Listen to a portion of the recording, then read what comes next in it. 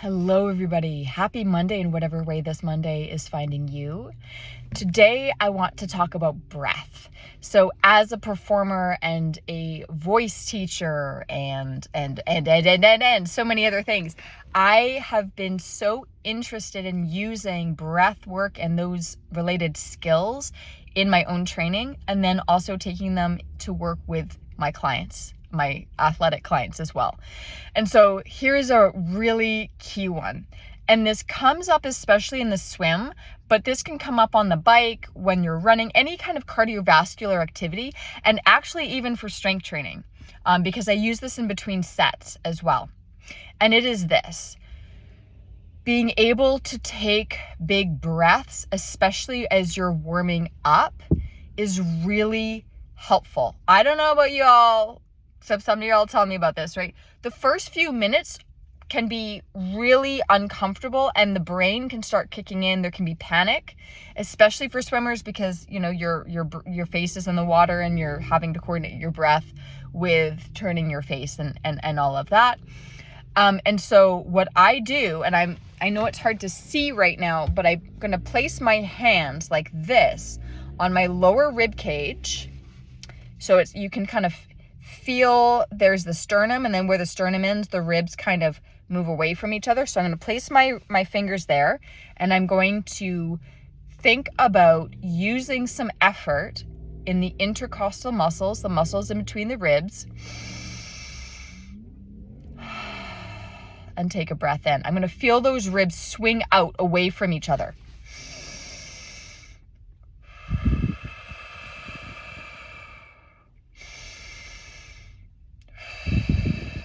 So I know that you can see this moving. It's not just like that. It's my whole rib cage opening up, spreading away from each other. And I find that is incredibly useful. It's very, very key as I'm warming up, especially in the swim, but again, on the bike, running, anything. And then also can be key when I'm feeling fatigued, or when I feel my form is falling apart, or I'm just kind of hitting a wall a little bit, checking in with my breathing. Am I breathing effectively? Am I breathing enough? Am I breathing shallowly? And I can take a few more breaths to get some more oxygen flowing. This is really helpful because especially as we're shifting into a cardiovascular activity, the oxygen demands and the CO2 demands, the carbon dioxide demands are changing, the balance is changing in your blood. And so it is so important to be able to breathe effectively. And a lot of us aren't, especially because we do a lot of sitting or weird working positions where we might be kind of closing down in the rib area. And so taking time outside of training sessions to do some of those deep, big breaths, spreading those ribs away from each other, letting those intercostal muscles work, can be really helpful. And then integrating that into your warm-up can also be incredibly helpful. What I notice is that people start to get panicky, often because of the physiological component of what's going on. That suddenly more oxygen is being demanded and more carbon dioxide is being pumped out into the blood. And so that can feel very panicky and uncomfortable. And then it can become, for the individual, I don't want to do that activity because I don't feel good. I don't feel safe. I don't feel comfortable. I feel panicked. But when we focus in on the breath, that is a really helpful way to calm things down and actually ease that process of shifting into more cardiovascular demands. Also, by focusing on your breath and even counting your breaths, that is really psychologically helpful because it gives you time for your body to shift over. It gives you something to focus on for your own mental health and well-being. And it can change your relationship with that uncomfortable experience by potentially creating a little more comfort, a little bit of distance. So you're not getting hooked into these thoughts of like, oh my gosh, I can't breathe. This is horrible. I don't feel good. I don't want to do this anymore. I got to stop, right? If it's, oh, I'm uncomfortable. How's my breath? And check in.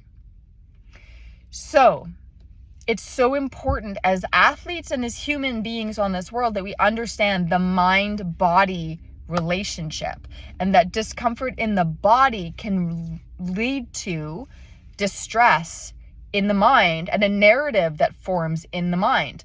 And this, folks with chronic pain understand this very, very well, right? My body doesn't feel good, but it started to come out as a mental health issue. And so understanding how to work with the mind and work with the body is so key. Your body can only accomplish as much as the mind will allow. I'll say it again. Your body can only accomplish as much as the mind will allow.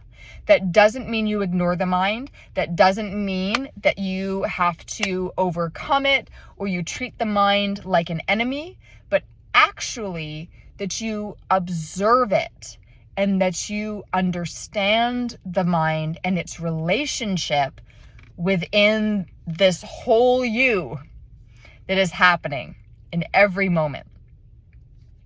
The mind is constantly getting signals from the body and constructing a reality based on those signals. And so we can help our minds and our bodies by understanding that, by observing what's happening, by creating a little bit of space between kind of it's almost like the trigger and the result, and by simply breathing and breathing effectively. So I invite you all to take a breath with me, thinking of those ribs spreading. This is also great to do lying on the floor, so you have nice floor support for your back. And that's enough for me. You take care of yourselves. You take care of each other. I'll see you all again soon. Bye.